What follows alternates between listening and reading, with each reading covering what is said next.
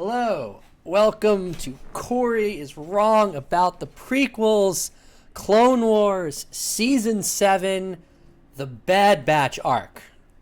So, a little housekeeping before we start. We are going to do each of the arcs individually of Season 7 of Clone Wars. I thought about doing the episodes, but these were clearly created to be for individual arcs and kind of self-contained things.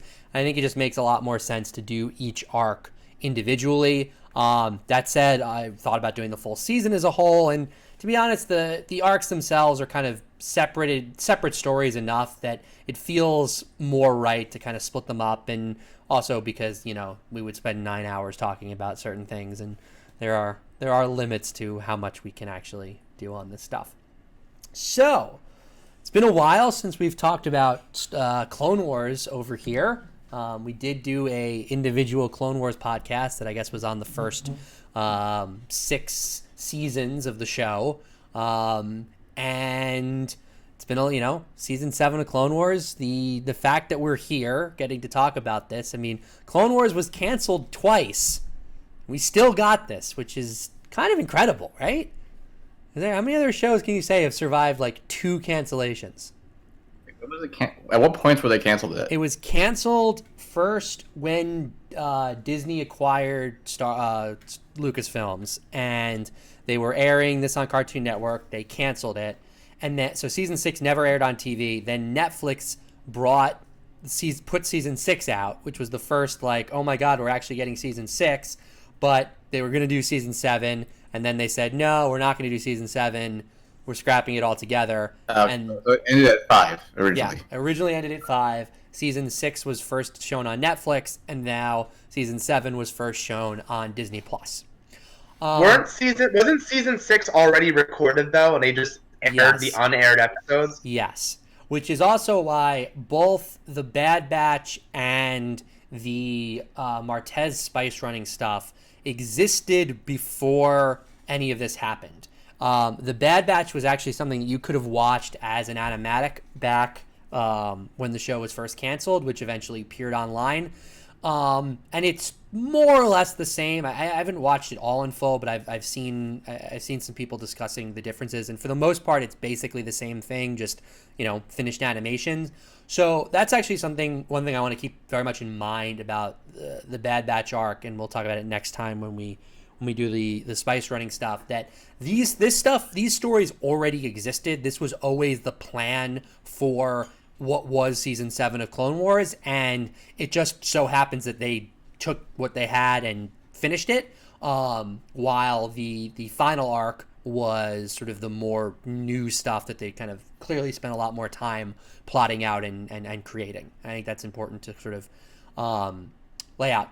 The other thing is, while we are only talking about the Bad Batch arc in this, we are once again, as we always do here in any Thoughts from Aunt Wu content, taking the entire series and the entire canon into count here. That means both spoilers for pretty much all of Star Wars, not just this particular arc, but also we are reviewing this after the entire series has finished, which means we are reviewing this having seen the entire series. That's going to come up a lot kind of initially with, I think, some of the initial backlash to both the Bad Batch and the Spice Running arc that felt to me very much everyone was craving what we knew was going to be the Siege of Mandalore stuff. And I remember, Cory just sending me messages after these episodes that were like, come on, we got to get to the good stuff. We got to get to the good stuff. And I think if we reviewed these episodes 6 weeks ago, we would have at least I would have a pretty different opinion now, knowing that they got the end stuff right. I guess spoilers for what we're going to talk about with the end of the show, but I'm no longer have any concerns that we're waiting on anything else. I think Chris will also be kind of a unique voice here because he pretty much binged this entire season. I think was it the last 2 episodes the only things you watched? Well, I think they watched live the last 2 ones. Yeah. Live so when they get. Yeah. So you get to also speak to because also this is a streaming thing. This is not going to be consumed the way a weekly television show would, although it kind of is because it was released like that. But with all that said, why don't we dive in with our initial thoughts on this arc here, Cory? Clone Wars officially was back and better than ever? Yeah, I mean, out of the gate, you already realize just how much they stepped up the animation. The animation is, for the entire, every episode, has been top notch. It's crisper, it just looks better, it flows better, the models look better. Seeing, like, these characters return under such gleam and gloss, it just was so right. So out of the gate, the animation was just phenomenal. I really did like this arc. I thought it was a fine first arc to start with. I love the idea of the Bad Batch, the Star Wars version of a Suicide Squad, and I thought all the Bad Batch folks were very good characters, and the range of the voice actor who plays all the clones is just miraculous, absolutely miraculous. And this just adds to his repertoire. That's D. Bradley Baker, by the way. Yeah, he's a phenomenal voice actor. Really one of the best I could remember, just because I've never seen someone play so many different characters in the same show with different inflections that if you shut your eyes, you could probably identify a lot of the clones, even though I don't think Chris can. I thought the end of the episode, the entire arc was great and was a very good, happy ending and feel good. So overall, I thought this was a solid way to start off and really bring back Clone Wars after all these years. Mm-hmm. Chris, how about you? Yeah, with the animation stuff, it felt like. So I watched everything within like probably a month and a half, not even. So I watched the progression of all the animation pretty quickly, rapidly. So yeah, it was weird that it took like about 5 seasons to get the shading correct. But I guess, technology and stuff. But it did look pretty good here. They still don't know how to do running animations because it looks awkward as hell, but that's nitpicky as hell. It was an alright arc. My issue right now, still, I said this a little before, but I don't know anything about it. It's not that I don't care about the clones, it's just they're all one giant group for me. Like, I can't pick them apart. Like, they have good stories, I just don't know. I don't differentiate between each of the stories. Like, I don't know who the individual clones are. It took me so long during the training flashback that we were still talking about the same clones that we were talking about before. I had no idea. I'm like, oh, it's just another group of clones. I'm like, oh wait, these are the ones that we've actually been following this whole time. So yeah, all the clones were like okay, but it did feel like I want to get on to other people. Like I didn't really care, and I didn't know what the rest of the season was supposed to be planned out to be. So I was like, all right, we'll eventually see Ahsoka, and I don't really care about these episodes too much. But I also watched all of this arc and the second arc in like 2 sittings. So like it didn't bother me as much, you're waiting for another episode to come out. Yeah. Yeah, my opinion here, I'll say this. I really love that first episode that we got to saw. Cory and I were talking about this right afterwards, and we're like, wow, like, oh my god, Clone Wars is back. It looks incredible. I agree completely. Like, I think this is the first time they've gotten the look of Star Wars in animation really feel right for me. I mean, there's no way around it. The initial animation in Clone Wars was really, really rough, and I can now go back and appreciate it and be like, wow, like it's almost like funny, like how is it this bad at the beginning? And then you see all the pictures of like Ahsoka season 1 or like in the movie till now. Yeah, like, man, that looks weird. It's like almost incredible. It was that bad, and obviously it was a while ago, but it's not like it was that long ago. I mean, we're talking 2008. I mean, hell, how many years are there between season 5 and season 1?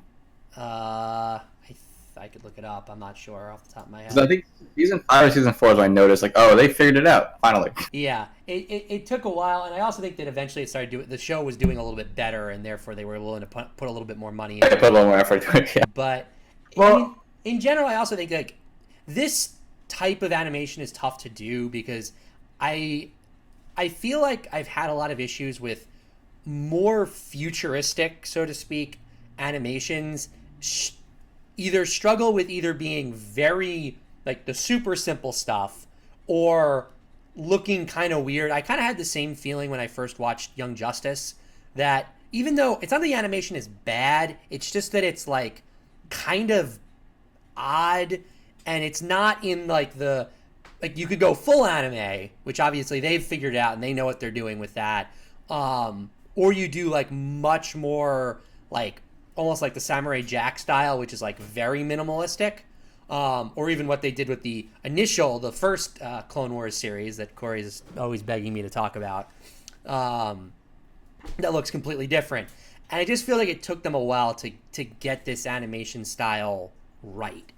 And now I really think like what we had in season 7 of Clone Wars, I would absolutely love to see just take that and run with it and do more stuff in animation. And I think this is some of the best Star Wars has looked. Chris's running animation issues aside. The other thing is, as you guys have said, I think that for me, this arc, is it the best arc in the series? No. Is it really like on the same level as what the series is going to end on? Absolutely not. But it's a really good set of Clone Wars episodes, and it does a lot of the things that we want Clone Wars episodes to do. It's about the clones. It gives it clones individuality. It's in an interesting point in time. It gives you more context to the entire war, and for the most part, we see a lot of like Republic victories, but this you kind of get to see like the Republic isn't doing well, and they need to actually come up with the plan to stop that, and that was really nice. And with that said, like, if you look at this as the first arc in Clone Wars save, this is the beginning of the end, it probably doesn't quite live up to what you might want from it. That said, if you look at it with the way I really think you should, which is this story already existed. When Clone Wars Season 7 was initially being, sort of designed, it wasn't at that point understood that this would be such a monumental, important thing.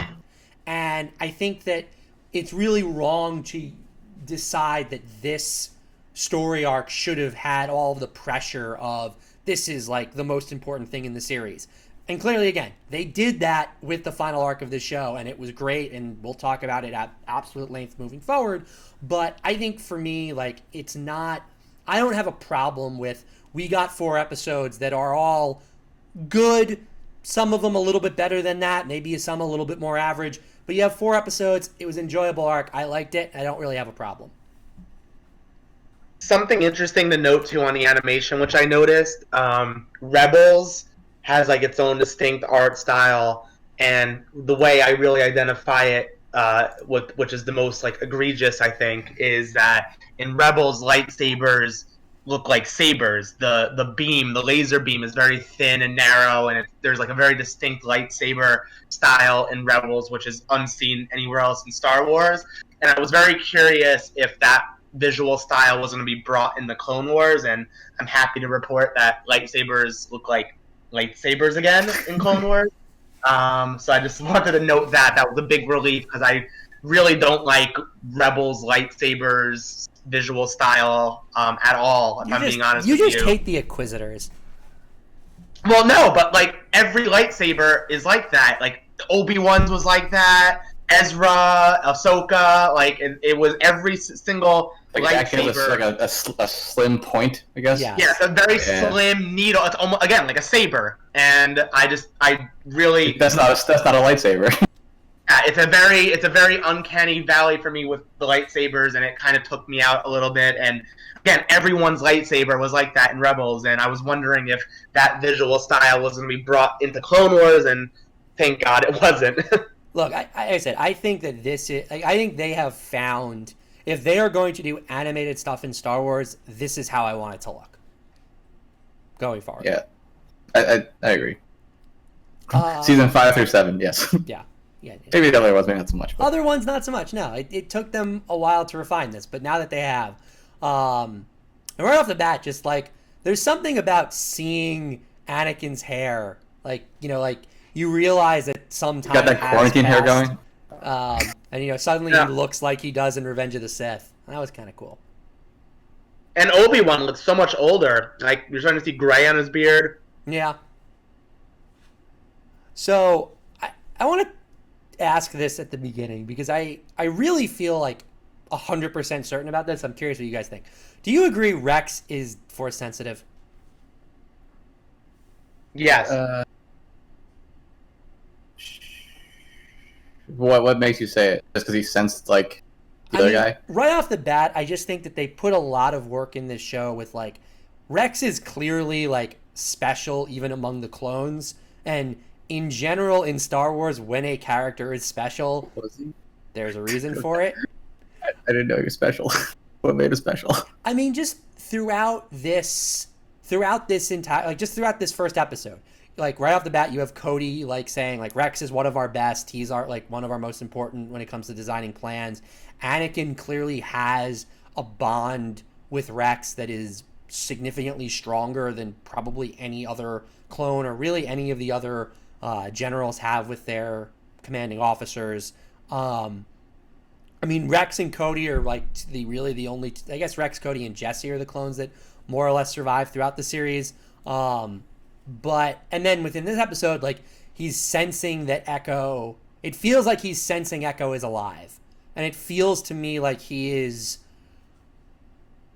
without putting into words and without being able to vocalize the actual reason why, he feels something. And again, typically within this story, when a character feels something going on in the world, there's a reason for it, and it's the Force. And yeah, I mean, again, we can quibble with kind of the, is it boring if everything that's special in this universe is because of the Force, and I don't want to have that particular What if the clones had their own version of a connection that wasn't the Force? I don't know. Yeah, but Rex is the only one who seems to feel this way. Like, that we know of. I don't know. Well, I think the answer is yes, for sure. And then just like the answer is what? Cory, the answer is what? Repeat what you said. We didn't hear you. I think the answer is yes, because no other clone shows the potential that Rex does. I think this episode is just more of the same of laying the seeds, but I think, again, it really blooms in the final arc, which I'm sure we'll talk about, but I think the answer is yes. And then also, part of the whole point... Yeah, also... Oh, go ahead, Chris. Oh, I think because he's the one who resisted for like 3 seconds in the final arc. Everybody else didn't resist at all. Yeah, but 3 seconds was probably the difference between Ahsoka being alive. Yeah, exactly. We watched a clip from Revenge of the Sith, and like he fucking like murders him immediately. Got it. Cody's just like, blast him. Yeah, blast him. Got it, sir. The other thing is, part of the point of this arc with introducing the Bad Batch is clones have some very slight differences genetically. Like, there are mutations that come, and I think that it's not out of the realm of possibility that like Rex has some extra, some kind of extra mutation that caused him to, and I guess if you want to go technical on canon, have a higher midi-chlorian count than the average clone. But I don't know shit about the midi-chlorian stuff. I don't know if they've explained it in canon or not. All I know is the canon from The Phantom Menace. Like, that's literally all I know. Yeah. Then, like, did they just mutate in genetically, or I don't know how? Yeah. Okay. I mean, clearly there is something genetic about Force sensitivity, because because the children become Luke and Leia are both super Force sensitive. Rey is super Force sensitive, I guess, because she's, God damn it. So is Jango Fett Force sensitive? Well, but what I'm saying is, but we also know that because there are Jedi, there clearly has to be children who are born Force sensitive without Force sensitive parents, because Jedi don't have children. So we know it does spontaneously. It can just happen. Yeah. We do know it can spontaneously happen, and in theory, if you're just kind of doing the math, if you were, let's say they made 3 million clones, 1 out of 3 million is Force sensitive, doesn't seem like, those odds actually seem pretty good. Actually, there's a lot of clones. Did they ever like say how many clones they made? We know in Attack of the Clones, the one talking with Obi-Wan specifically says that there's 1 million more on the way, and they had already made 200,000. Cory, you're more of the prequel expert than I am. So in 1 year, so I think that's Attack of the Clones, there's close to 2 million clones. So I think like I heard something that like 1.2 million clones died without over the clones. So I think like over 2 million clones for sure. All right, let's say between 2 and 3 So million. 1 out of 2 million is pretty good. Yeah, that doesn't seem like a crazy, like that seems pretty reasonable. And because force powers would make him better, it makes sense that he would rise to commander and end up being the commander of one of them, or captain. Sorry, he would end up being the captain for one of the more important generals in the war. All right, let's talk about the Bad Batch itself. Right off the bat, I really was I liked that they were called 99. That was a nice little throwback to one of our favorite other clones that had a potential difference, although maybe not as cool as the other mutations. And then also you flip 66 upside down, you got 99. That too. I I really liked like what the Bad Batch represents. I think that again, I really love how much this series is about the individuality of the clones. And in a weird it's like this weird thing because in a way the Clone Wars is literally a throwaway line in A New Hope. Like it's just this throwaway line of you served my father during the Clone Wars, and Luke says, Obi-Wan, you fought in the Clone Wars. And like that's literally all it is. We don't know anything about it. There's no like it's really not something that's this like fundamental thing. We get to the prequels and we get to Attack of the Clones, and it's like, okay, well then this is clearly going to explain like what the clones thing means, and we are suddenly introduced to like, okay, the clones are these soldiers that are not stormtroopers, but they look kind of like stormtroopers, and they actually fight on the side of the Republic. We get to Revenge of the Sith when we realize, okay, the clones are the Grand Army of the Republic, but they're the ones who eventually, like with Palpatine, destroy the Jedi and rise to power. And for all that the Star Wars fandom have derided stormtroopers over the years for their terrible accuracy and their pure expendability, and then kind of amplifying that even more with let's make stormtroopers, but they're actually all clones, so you have to care about them even less. This show just like gives us the fact that no, these are people.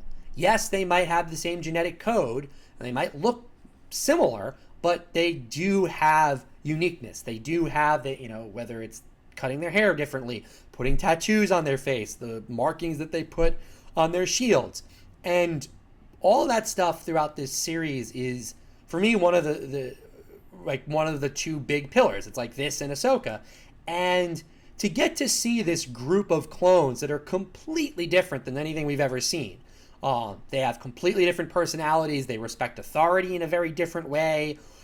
And again, in a way that makes a lot of sense. It makes sense that if you were the sort of total outsider within the clones, you would not have the same kind of rigid authority, brotherhood, follow orders no matter what type of thing. And that was really great. It was also just really cool to get to see like some clones with kind of some cool like superpower stuff, and also like it makes sense that the Kaminoans, that how you would say that?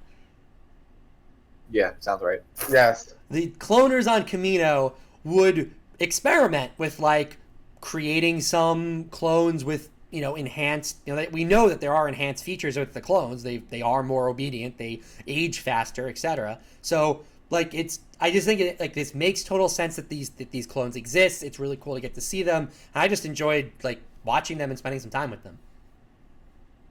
And obviously, it really shows the range of like the person, like because even like though like there's like the regular clones and they have their distinct personalities. Like obviously Rex is a lot different than Fives and all that type of stuff. These are like so radically different, and it also like plays into the range of the voice actor. You have like the nerdy, like techie one. You have like the brute one. Like I think they like did a good job with the tropes that they chose with them. Yeah, it just it feels like a squad, like this squadron that's together.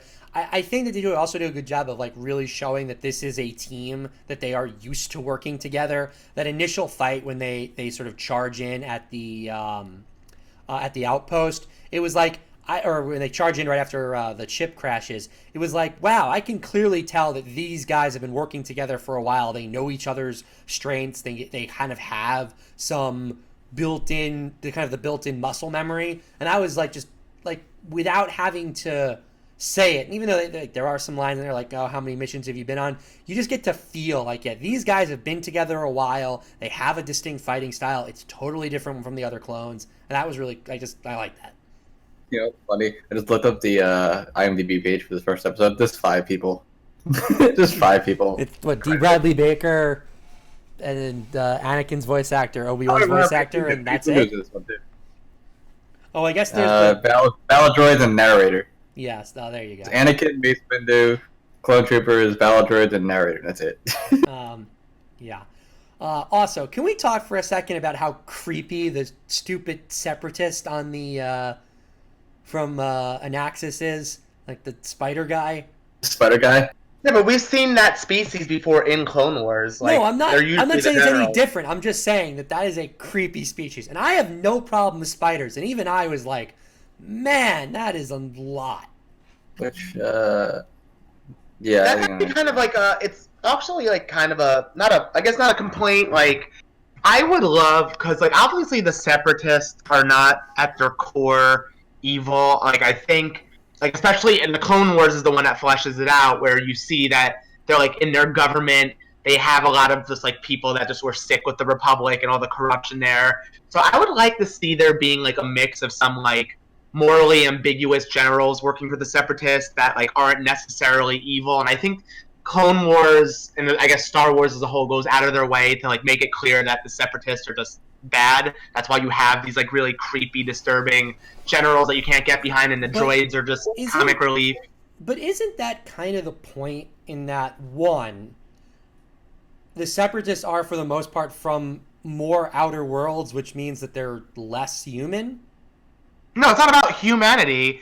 I think the reason this general and all the others look like this and what is just so you don't have any empathy for them, just so you root for the good guys more. No, but what I'm saying, no, but Cory, what I'm saying is the opposite, like kind of on the opposite end, or you're going with a completely non-diegetic reason. Like, they look like this because they're the villains and they're supposed to look bad. What I'm saying is it possible that the reason that certain species were pushed to join the separatists is because of racism within the Republic? Oh, yes.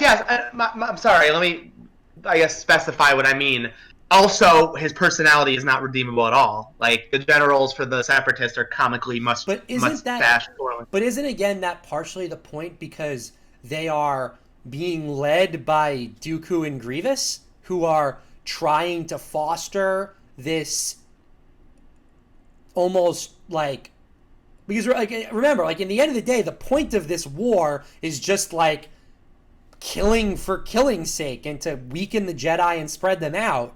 So in the beginning of Revenge of the Sith, in the title crawl, you see in the title crawl, there's heroes on both sides, and I think there was only literally one Clone Wars arc that tells, like, actually makes that true, and that's the one where you actually go into the separatist government. You have like those defectors that are working with Padme, and you never see that ever again outside of that arc. And I'm just saying, you can do villains that are a little bit more complex and like morally ambiguous and still make them villains. And I just think they make a lot of separatist characters two-dimensional. While I'm always here for some moral ambiguity and do think that that's something that Star Wars at times needs, I do think that that becomes difficult when you have a war that is orchestrated by one person who is also the all-encompassing figure of evil. Let me make it clear too. They've done this before on the reverse with the Republic, where you had that general that like literally was sending clones to their death, and like I liked that. That was a great arc, and I thought it was handled very well. But here's the thing. You're saying you like that arc. Remember, at the end, Krell was the general, if anyone has forgotten that, what literally was like, I am joining Dooku. I am joining the Separatists. So Yeah. he's not actually morally ambiguous. He's just this is like, fundamentally Star Wars is good and evil. And as much as I crave moral ambiguity, and I think Clone Wars does a good job of it in other places, I think that on some level, if you were to give these, like, what would you have done to give these guys a point? I don't know. I guess if you think about it, the only villain character that was, I guess, morally great in Star Wars was Thrawn. I guess I'm craving Thrawns everywhere. I would actually argue that by the end of this, they do a pretty good job of making you a little bit like sympathetic to Maul. No, Maul was great, but Maul at points. First off, Maul was correct about everything, which is what makes it so interesting. Then he's like, again, someone commented that he's like by the end of Star Wars, like almost like Vegeta. Like if you think about it, like he's more of an anti-hero than a villain in some ways. Yeah.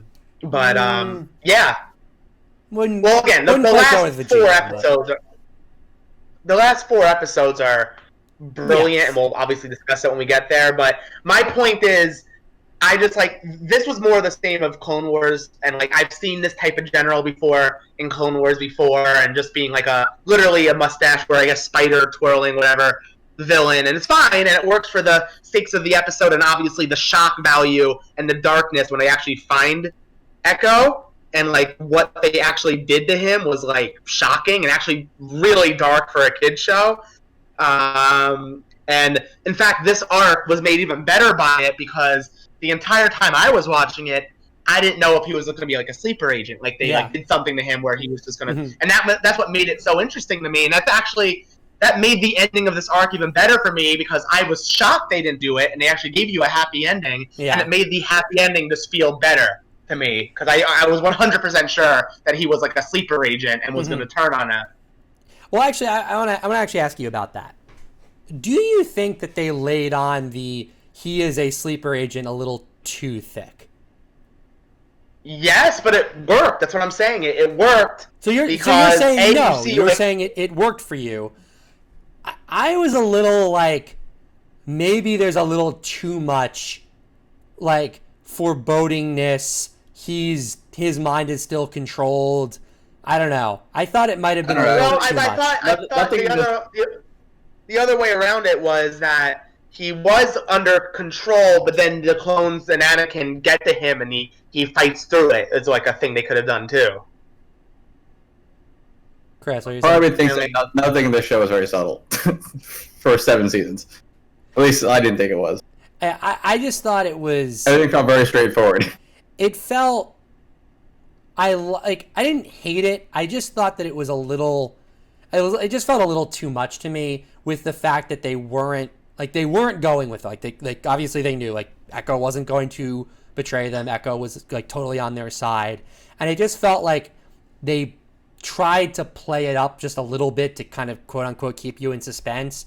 And like the moment where he's like he gives them like we're jumping ahead here obviously into the 4th episode, but like Echo plugs in, gives them the plan, and then they're like, wait, they're all moving all their droids, and he's like, well, yeah, I told them to do that. And it's like, why didn't he tell them that before? Like, why wasn't he like, I'm going to plug in, here's the plan, I'm going to get them to mobilize all the droids into the front, then I'm going to send them with this EMP pulse, and everything will be good. And I feel like the only reason he didn't do that was so that we could have the like 30 seconds of, oh my god, Echo betrayed them, they're going to have to kill Echo. And it's like, I don't think that was necessary. Like, I feel like if you wanted to make it actually ambiguous, you had to be significantly more subtle. And if you wanted to like, or you just have him actually betray them and like run that story. I just didn't think it was quite necessary to like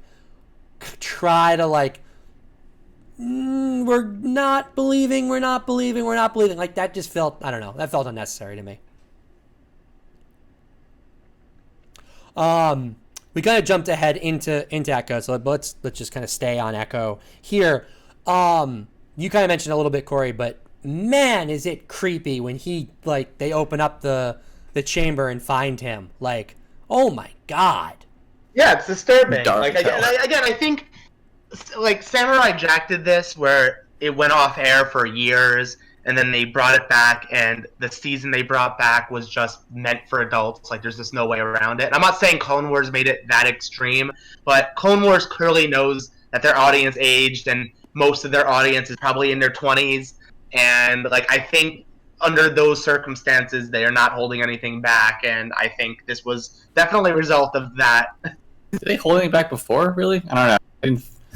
I mean, I don't think No, I mean But there were some pretty dark moments in the regular series too. there Like, were, but previous. there were, but this one was just like a pretty like. It's not that they held back. It's that I think that this one they went for it significantly more so than they had before. Sure. Yeah. All right. One thing I want to do before we go into the kind of the rest of the arc here.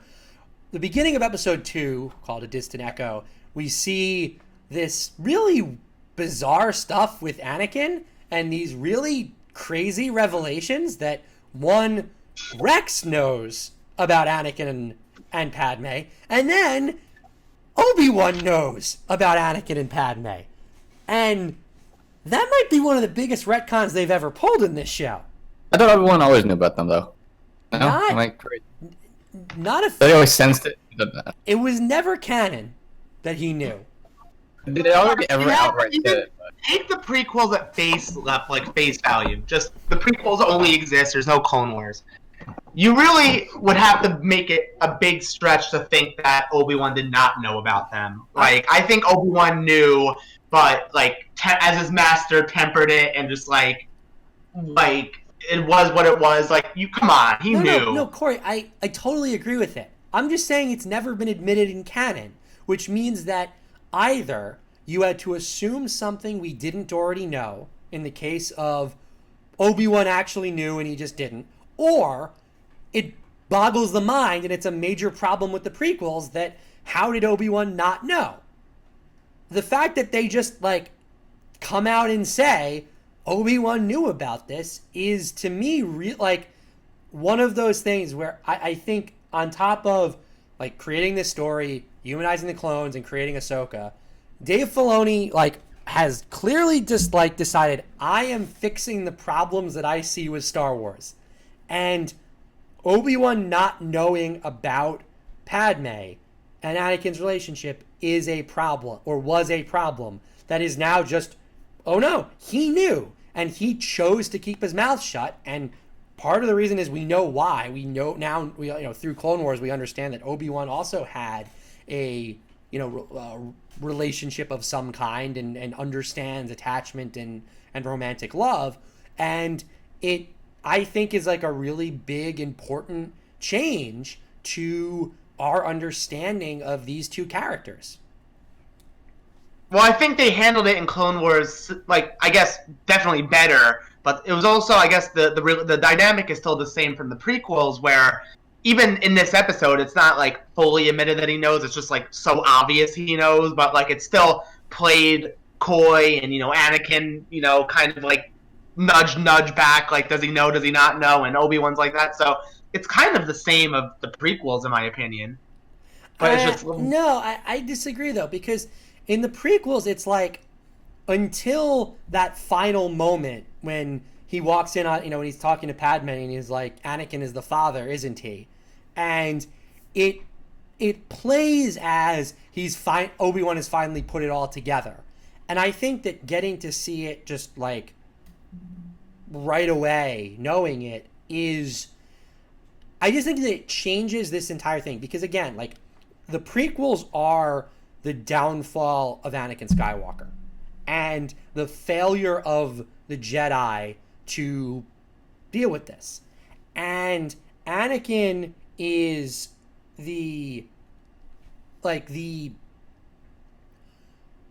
fundamental, like one of the biggest problems I have with the prequels is that they don't really do a good job of adequately explaining Anakin's relationship to the light side and the Jedi Council, and how how much of all this was the failure of the Jedi Council versus circumstances beyond their control. And a moment like this really lets you know that the Jedi, like Obi-Wan knew. Obi-Wan could have had a conversation with Anakin about what all of this stuff means. Obi-Wan could have actually sat down with Anakin, and Anakin could have confided in Obi-Wan, I'm having visions of Padme's death. I'm really concerned. What is something that I can do about this? And they could have actually talked about it. And it makes this whole, the fall of Anakin so much more tragic, because it's not the Jedi were just idiots. It's the Jedi code, the Jedi Order, and the Council's dogmatic beliefs kept them from taking the very simple idea of talk to your friend about something. Does that make sense? Yes. You like the prequels, do you agree with me that this is really what the prequels are trying to do? What you said is completely valid. I think I like the prequels from the backdrop that I still hold that it created a playground for all these content creators to improve. And it's funny I should say that, you're right, but I think with the Clone Wars existing and just improving everything as a whole, it increases my love of the prequels, because in my head I can now take the improvements from the books and the Clone Wars and anything else surrounding the prequels, like Battlefront, all that, and now push it into the in the prequels. Just pretend that the prequels were just long movies of the content I already love. And I'm sure you agree with me that the Clone Wars is the greatest Star Wars content that exists, through the movies or anything else, well, right? Let me ask you this, because Chris said this at some point when we were talking about all this.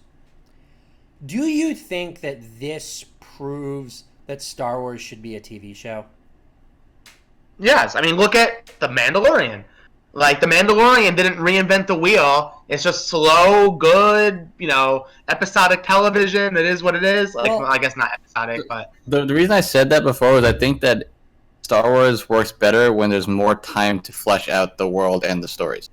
Mm-hmm. I think straight movies don't give it enough, right? So that's why I think TV shows work better, video games work better, where you have hours and hours of time to, expand, because it's such an expansive universe. But the one counter I would give, though, because I have seen a lot of talk about that now that this final season is aired, that's this should just be what Star Wars is. This really was 3 movies. It was basically 60 minutes. The last one was 100% a movie. And I kind of think that for what I think the issue that Star Wars has currently had is doing things in the wrong order, because what allowed this to be so great was 6 seasons of television and then 3 movies. Everything else in Star Wars has been movies, and then the television and anthology, novels, video games, etc. all comes afterwards. And I've always sort of said, imagine a world of the prequels where, okay, the Phantom Menace and the Clone Wars were not bad like they actually are, but imagine if this TV show had happened before Revenge of the Sith. The first 6 seasons of Clone Wars were released in between Attack of the Clones and Revenge of the Sith. And then Revenge of the Sith is just what we got in Revenge of the Sith and the last arc of Clone Wars. It's funny because you would be upset then, because I feel then Revenge of the Sith glosses over Order 66 and the other Jedi Masters' deaths, and obviously no Ahsoka. Well, keep in mind, I'm not saying it's literally the same movie. I'm saying the movie, you do all of the changes that would naturally come from doing that. But essentially what I'm saying is, has anyone tried kind of a franchise like this where in the order is like that? I guess the Marvel TV stuff is completely removed from the main movies, right? Not necessarily. Daredevil like takes place in a post Avengers universe. Yeah, I And it's think like, talk about it, right? yeah, they talk They about talk like about what the happened events. during and like the rebuilding of New York City after the Avenger attack. Okay, that only goes one way. It's only the movies are referenced within the show, not the shows are referenced in the movies, right? Yes, Okay. yes. What I let me sort of let's go to a different franchise just to sort of understand this. Let's say, for argument's sake, that DC decided we're scrapping the DCU, it's not working, and they made a bunch of Arrowverse movies. So you already have the TV show. You already have all the backstory and long form storytelling out of the TV show. And you just made a bunch of event movies. Like, you just made the big crossover that they do every year, as instead of a 4-part on 4 different TV shows, they just release it as a cinematic movie. Yeah, I I feel mean, like exactly. someone should do that. I feel like someone should try that with one And of these stories. And that also feeds into why the DC movie universe is so bad, because they're just really jumping the gun and rushing and just trying to, kind of match. It's very interesting because the Marvel Cinematic Corey, I'm going to Universe. give you like 30 seconds, but we're not turning this into a Marvel DC podcast. I'm not. I'm You have not. I'm 30 not. seconds, The Marvel, and then we're getting back on track. but this is relating into Star Wars, because the MCU tells great long-term, almost TV-style storytelling through its 18. I don't know how many movies exist, but like the 18, 20 movies, and it shows that type of storytelling works. But like, it's so funny. Instead of doing a TV show, they did it over the span of 10 years of movies, and I thought that's like the only one to be the exception to the rule. But I think it's still doable. But obviously, Star Wars But isn't doing that. the one thing is, I still feel like Marvel is doing. They're still making movies. They're not making TV episodes that happen to be 130 minutes long with really big budgets. I don't know. I don't want to turn this into a Marvel discussion because I don't know enough about Marvel in the modern days to actually talk about it with any authority. So I don't know. All I'm saying is, and I think we'll talk about this a lot more after we finish Clone Wars, future of Star Wars, what they are going to do into the future, because at this point, other than The Mandalorian, I don't think anything is particularly set when it comes to the future of Star Wars. Well, I guess they announced another Fallen Order game, right? Yeah. Well, the Obi-Wan series. No, the Obi-Wan sure. series was postponed. that's a shame. That was put on hiatus, so we have no Did idea. they just about that. announce what's his name to write the new Star Wars movie? Taika Waititi. Yeah, but that's Well, like. then there's the Mando season 2. But I'm saying that's literally just announced. I don't even think that's in pre-production yet. Yeah, they have no idea. So like I was saying, they just have him. At this point, there's nothing particularly other than Mandalorian season 2. I don't think there's anything Star Wars that has been written that is going to come out in the future. If we are talking future of Star Wars, I really think using these type of TV shows as your building blocks and using the movies as really big events, and you could literally have taken the last 4 episodes of this series and made it as a movie and released it, and it would have been awesome, and that would have been fine. I think that would be nice. All right, let's get back into specifically talking about the Bad Batch. So a couple more things in episode 2 before we move on to episode 3. I really did like seeing Rex like losing control, and like there's that little moment where he starts fighting with the Bad Batch because they're saying, "Oh, Echo's definitely dead. This is a like dumb idea," and like again, like Rex is usually 100% business. Usually he is kind of the prototypical perfect clone, and for early in this episode, Anakin to be talking to Padme about how he's worried about Rex. He's worried that like Rex is letting his feelings cloud his judgment, essentially. I really love that Anakin is recognizing his flaws, essentially, in himself by seeing them in somebody else. Does that make sense, right? Yes. Yeah. And You can see it. like again, I think it just adds a lot to Anakin's character as he realizes that the way he thinks isn't necessarily perfect, but really doesn't understand it internalized. But when he sees it in somebody else, it it triggers a reaction. And that I think is again helpful to like contextualize that there is an inner struggle with him, that he does have an understanding that some of the more dark sidey sides to him are potentially dangerous. Well, I also think Anakin never practices what he preaches, because he has a lot of these similar talks with Ahsoka, and like, I think he doesn't take his own. I think it's partially of it is he's trying to convince himself. I think part of it is he's like, I have been taught this is the correct way to act, and he's in seeing it in other people is almost recognizing the same flaw in himself. And we see Padme even say it, like, where do you think he got that from? You're describing yourself.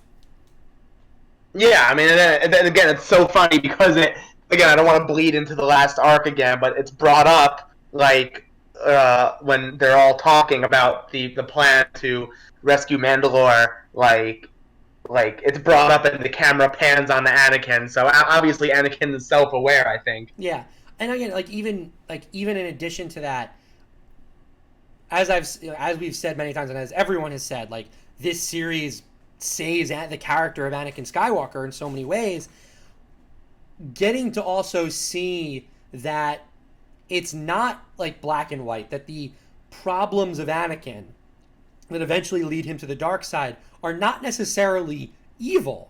They are normal human emotions, and seeing that the people around Anakin and the people under Anakin, those who have learned from him, his commander and Padawan in Ahsoka and his captain, act essentially the same way, helps to recontextualize that he is like this, like this is so internal to who he is and how he acts. And for Star Wars, that, again, Anakin Skywalker is like the most important character throughout this entire universe, the entire franchise. This is like one of those things that I think the prequels really failed on to give us, and we actually get it here. And that it's not even like a good or bad thing. It's just like essential. Like I really think without this, it's hard to understand the character of Anakin Skywalker without it.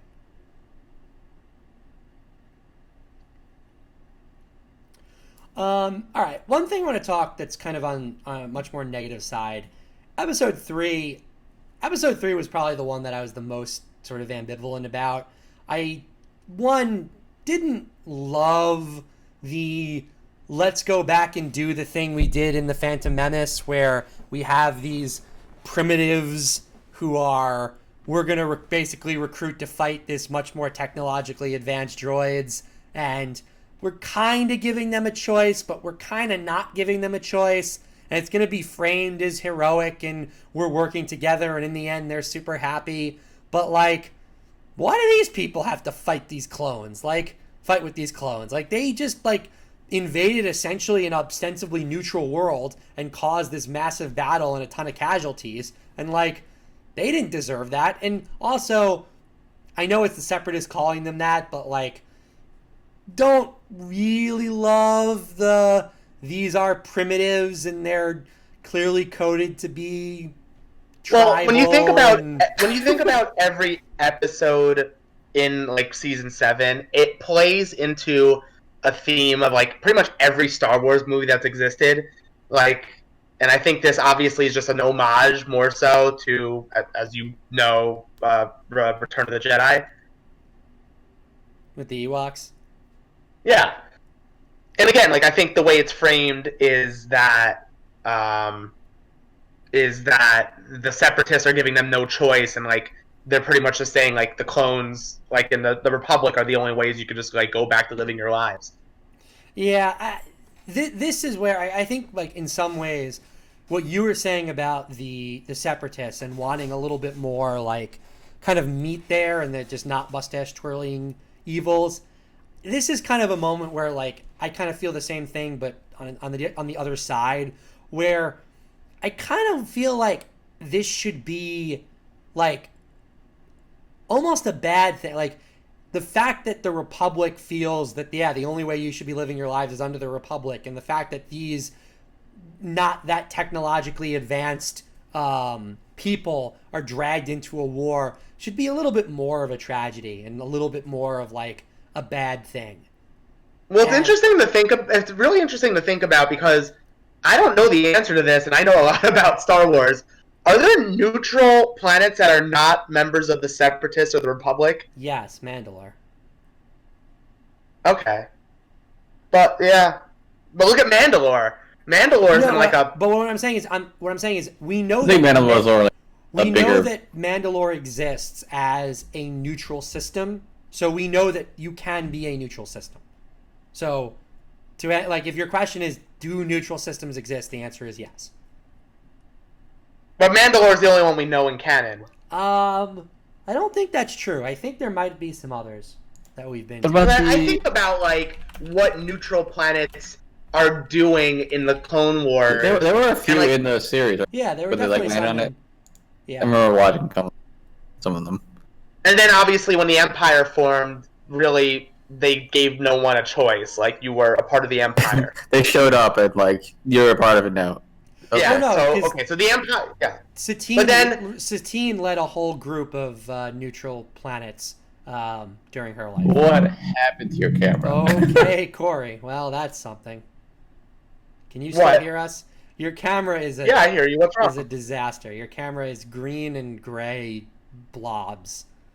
Went Really? full, like emergency Yes. broadcast on us. Yes, you're like, Am I better now? nope. Are you trying to send us a message? No, I'm. I would try My to internet- disable and turn Turn it your back on, camera but I on don't and know. off. Yeah.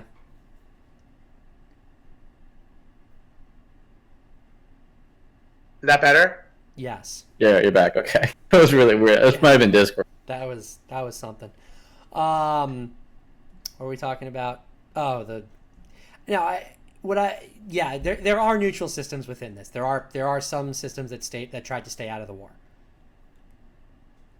Do they have like a thing where it's like the intelligence levels of planets, and you have to like respect their intelligence levels? I think that was like a thing in Mass Effect. I don't remember if there's a thing in Star Wars.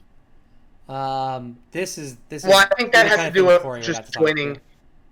Well, no, that has to do with joining the council. I don't think it has to do anything to do Oh, with it's not like, okay, yeah. Like if it's just like a But isn't non-sentient fundamentally what life is, forms. But at what point do you become actually sentient enough? if you're a space-faring species in a sci-fi universe, you're probably sentient enough. Usually, So is it specifically spacefaring? well, in most sci-fi, that's the answer. In Mass Effect, that's Yeah, the that answer. makes In sense. Star Trek, that's the answer. I guess Star Wars is different because you Well, have I species think- like the Ewoks and But I Jawas think, and keep in mind that Star Trek and Mass Effect are much more science fiction than this. no, that's my point. Your question, the answer to your question is in most sci-fi properties, what makes you like an equal is being able to travel in space and match whatever space It's travel like- is. In Star Wars, not so much, I think, because you still have primitive races It's like like at first, you know- Gungans are considered primitive, but then Jar Jar is in the Senate. No, I know, and it's strange because like if you think about like Wookiees, I bet you there's no like Wookiee starships, right? Like I don't think you would see like a fleet of Wookiee No, ships. they're not. I don't. There are. The No, they're not. The fleet of Wookiees comes and rescues Ahsoka when she's trapped.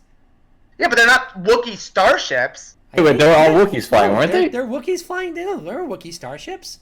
It's very interesting then, because like Yeah, I don't know. I'm pretty sure that there in fact are. So I'm pretty sure the ones who Well, came then- rescued her were all Wookiee piloted, fully. Yeah. Yeah. No, I mean I Also, know they're- Wookiees can. They're invaded, so there has to be some reason. What are do you think? Do the Wookiees? I guess like everyone. Obviously, there's a mirror. Wookiees represent like Africa, right? I assume. Like if you're gonna compare That them. is not Yeah, I don't something know. that I'm particularly comfortable with putting out to people there, Cory. No, but I'm legitimately curious because like they're always like under imperialism or like they? outside rule. I don't know enough about Kashyyyk to know. They are. I'm not prepared to say anything about it. Yeah, I'm It staying. was a with it. legitimate. It's a legitimate question. I'm not trying to be like obviously not racist about it. I just I out mean, of look, curiosity. you can. Here's the thing: the answer can be yes because it was a racist thing that was created, and not Cory is being racist. I'm just I don't know if I want to go that far. All right. Okay. They're You think everything in Star Wars has a real world parallel? Yeah, of course they do. Here's the thing, Chris. Like the Everything in everything just like has an real world Avatar. parallels. Sure. There's no way to get away from that. Well, I mean, like, what I mean is, you think, like, all right, George, he's like, hey, I'm going to make Do you it think it consciously? No. consciously. No. Yeah, okay, No. that's what I meant. Like, you think he's I like, these are the Africans. I don't think that's done consciously. However, I think you probably can make a You pretty make a connection, reasonable probably. read that there is some influence there, and that influence is probably not something we want to be talking about. Again, there is the banking clan with obnoxiously large noses that I don't know. Maybe I didn't even think about that. that does make me just a little bit uncomfortable. It's kind of funny. But like, whatever. We're gonna stay away from all that at the moment. That's fair. All right. Final episode, unfinished business. All right. We need to talk about Mace Windu, who we are going to talk about a lot in the final arc for, really rapidly becoming one of the worst Jedi in the history of the world. But Mace, the flex, he drops down and is like, I've killed over 100,000 Type 1 battle droids. Oh, yeah. It's like, that's not exactly the Jedi way. Just saying. Destroying battle droids? Just flexing on the fact that you've destroyed a ton of battle droids. But the thing with Mace, I always imagine Mace, because this is canon. Like the reason why he has like a purple lightsaber is because like he obviously takes a lot out of the dark side too, and like incorporates it in his fighting style. Is that and, like, accurate? I never heard that. Yeah, no, it is. His fighting style uses a lot of dark side energy, but he's able to control it and keep like under control. While generally it's forbidden by the Jedi to use it, but he made it work. So when you see him being a hard ass and just like generally a dick, he is, there is dark side in him. Like he's definitely one of the darker Jedis. This is Was that the original plan, or was that just Samuel L. Jackson? No, that's what I'm saying. Samuel L. Jackson just wanted a purple lightsaber. Yeah. This is what I'm saying. Is like, is this the most that one individual person as an actor has influenced the entirety of Star Wars canon? The fact that Samuel L. Jackson wanted to be in Star Wars, they made him this Jedi, and then it turned out he's the second most important Jedi in the Council and has this unique lightsaber. Like, it's kind of incredible to me just how much, like, none of this exists without Samuel L. Jackson at all. Well, it's funny. This wasn't always... So, actually, this became canon after Disney took it over, because the way Disney works with like kyber crystals is your personality and like your alignment decides what the color of your kyber crystal is going to be. But before Disney bought it and it was just in the Wild West, kyber crystals, you found a kyber crystal, you use whatever color you wanted. But now like the whole thing is if you're dark side, you made your kyber crystal bleed, and I think now they made it so purple means that you're using like a balance of light and dark side. Except that's not true in Fallen Order, which is canon. Fallen Order is just like, you can have so many different colors. You can just choose like whatever color you want, and Fallen Order is canon. Yeah, but I think it's it's a video game, I think there is a canon color for his lightsabers. Like I think his canon lightsaber is supposed to be. There probably is a canon choice for him specifically, but being able to have all these other different colors is still possible. Right? Yeah, but every color means something. Yeah, in the I can see the meaning. I think it's probably a mixture of the two. That there are probably some colors that are like not quote unquote not natural, and you probably like. I think the red lightsaber is because you make it bleed. I actually like that. I think that's kind of cool and makes sense. And like, why are all of the bad guys' lightsabers red other than just red is evil? It's red. And that's why Ahsoka's lightsabers and Rebels are white. Yeah, well, there's a lot there that's spoilers for more than one person here that I'm not going to get into. It's fine. I've seen so many fucking things from that show. Here's the thing: I'm not just talking about you. There's some things Cory hasn't done that I can talk about. What, the Ahsoka book? Yeah. I watched like 4 episodes of that show. It's It's difficult. I'm not gonna lie. But Rebels, Yeah. Rebels has some of the highest moments in all of Star Wars. I have to get over the animation style. That's all I'm gonna The say. animation style, yeah. It looks real goofy. You just gotta. There's some things you need to know. We'll talk about that one. I'll be able to watch it. I just gotta get used to it. Yeah. It's just Last- it looks real like Minecrafty almost. All right, last big thing on Anakin. Anakin just like, I am going to kill this guy, and I am really upset. And I don't know, that one went to 11 real fast. Okay, he killed him because he was gonna blow the time. place up, right? Yeah, That's what it was. Yeah. It's just funny. I love because every time they tease him. But the last time like- that this exact type of thing happened, where like someone was gonna blow up the thing, with Satine and Obi-Wan, like he's just like so nonchalant about it. He like stabs him with the lightsaber, catches the detonator, and is like, "What? He's gonna blow up the ship?" Like he's so like, "Whatever, I had to do it." And in this one, he's like full on, "I don't have such weakness," and like very clearly is like tapping into his anger. So, question I want to ask about this. In time, this is clearly pretty much right before the events of the Revenge of the Sith. Like, with where Anakin's hair looks, like it's clearly... The hair's important. Yeah, I get it. Hair, we've talked about hair so much on this channel. There was Zuko cutting off his thing. We're going to eventually talk about it with Korra. Hell, I even talked about it with Pokemon with Serena. But we know that this is getting close to Revenge of the Sith. We know that at this point, Anakin is like nearing the sort of the end of his transformation. Ahsoka has left, so his mental state is definitely even more shook because of that. Do you think that that's what's happening here? That this is actually Anakin like getting even closer to the dark side now that Ahsoka is gone, and now that we are getting very close to sort of his fall? And that there's a distinct difference from where he was, let's say, you know, in season 2, which, you know, I don't know, 2-3 years ago. Did you do anything crazy in season 2? I don't remember. Well, season 2, I'm trying to think I back. believe season 2 was when that scene, was it Oh, Olmec with blowing it. that he killed? I think it was Olmec that he killed. I'm pretty sure it was season 2.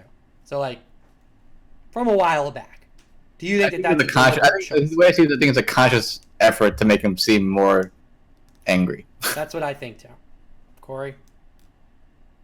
With this season. No, I don't think Anakin makes it to like where Anakin is supposed to be like teetering onto the dark side until you're not gonna like this until Revenge of the Sith, where he starts getting the visions of Padme's death. You can't say that he kills Dooku. Like that was a thing. I think it was less that like it's less I'm not that like saying he's a he's- transition. I'm not saying he's already there. I'm saying he is further along in his Either further along or he has it already in him from the start. Well, yeah, obviously I think he has always had this in him, but we know Anakin is a good at least was a good person, and we have to go from good person to the most iconic face of evil in the history of cinema. I think that this is consciously moving Anakin more along that path. I think he always breaks the rules and like I guess goes against the Jedi, and he does it subtly throughout Clone Wars, and there's always those moments where he does something and you hear like the Vader music kind of looming in the background. I think really at this point he's just doesn't give a fuck anymore, if that makes any sense to you. And Yeah.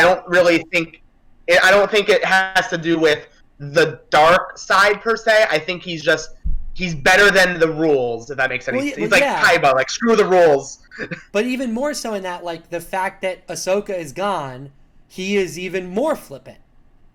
I don't think Ahsoka tethered him to the light side that much. I'm not even saying the light side. I'm saying you're saying, like, Anakin has reached a point where he's just like, screw the rules, I don't care, I know I'm better. And on some level, I know the Council's decisions are often BS anyway. And I think that the fact that, like, Ahsoka is gone and his faith in the Jedi Order is even less so than it was before leads him to even be more like, I don't have such weaknesses. of like, again, like, yes, we've seen him do this before. We saw him, almost break the mind of the bounty hunter that he thinks killed Obi-Wan. And like, Love the so good. Like, I'm not saying this is a new thing. I'm just saying this feels a little bit more so dialed up a little more than usual, and I feel like Filoni did that on purpose to show Anakin is continuing to turn that dial, and it'll get all the way up to the to max when he kills Dooku, and eventually completely when Palpatine convinces him to turn. Sure. All right. We have the final scene with them disabling the bomb, and getting off. We have the touching reunion. I really Cory, you mentioned this at the beginning. I really liked it a lot with that we actually get to see the happy ending, like both for Echo, for Rex, through all that. Oh yeah, before that, one other thing. I loved how excited Wreck-Gar was when Anakin handed him the trigger.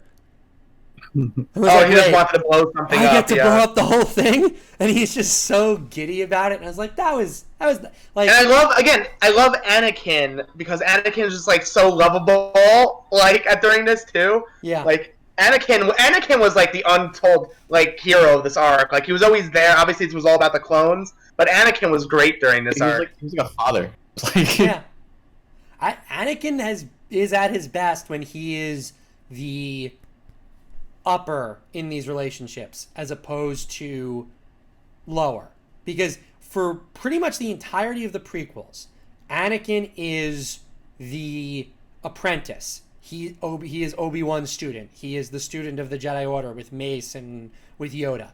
And really, there's, other than, I guess, with Padme, there's no point where he's interacting with people as equals, or even more so with people who are under his command. And throughout all of Clone Wars, we get to see his relationship with Ahsoka and his relationship with the clones. And like, I think Anakin really shines as the leader as opposed to the follower. And that's a cruel irony, because if he was just like trusted by the Order and became like a Jedi Master, he would have been a great Jedi. And it's also ironic on the other side, because eventually he becomes the ultimate apprentice, where he's completely and totally submitted to Palpatine, or to Sidious. Yep. Cory, you want to talk at all more about the kind of the ending with Echo going off to join the Bad Batch? It was well done in so many ways, because Echo obviously knew he wasn't normal anymore. He wouldn't, like, I guess, more or less fit in with clones. And I love, like, there's a brotherhood with the Bad Batch that also existed. So I'm glad, that they leaned into that, and they made, like, it felt so warm, like, warming on the inside, because not only did, like, Echo find where he belongs, but, like, everyone accepted his decision. There was no, like, call for him to be studied or anything to see, like, what they did to him or anything. It was just, like, a happy ending, and it was a feel-good ending, and, I definitely thought it ended really well. Mm-hmm. Feel-good ending to prepare you for the end of the season. Yes. Well, I'll give you that high note before... We needed a little bit of happiness. And it's just, like, and I'm assuming the Bad Batch all had the Order 66 chips, right? You'd think they'd had to, although it doesn't seem like they were reporting to a particular Jedi, so it's probably unlikely that they were with a Jedi at the end. Yeah, but then, like, after Order 66, like, all the Jedi are just, like, they die. I mean, not the Jedi, the clones. The clones just, like, eventually just, like, age and die. Yes, eventually they do age and die, but, like, that's true of everyone, so... No, but, like, I think the inhibitor chip made it go faster. That's why Rex is still alive. Did the inhibitor chip increase their aging? Their increased aging is built into their DNA, and I don't think we actually know anything about whether or not the clones are dying quicker than normal. Well, I heard, it's weird, I heard the 501st on the Death Star that served directly under Vader were all clones still. The clones are still the initial army of the Empire until they're able to be phased out. And no, but my point to you is obviously they're phased out, but I think Vader's the 501st Legion are clones. It wouldn't surprise me. I mean, Vader is probably, like, Anakin is someone who is pretty loyal and probably wanted to keep like his elite troopers to him. Also, we know that clones are better than stormtroopers, so it would make sense that Vader would want them. I don't know why Palpatine would want to phase out clones when they're obviously like could be programmed to be completely loyal.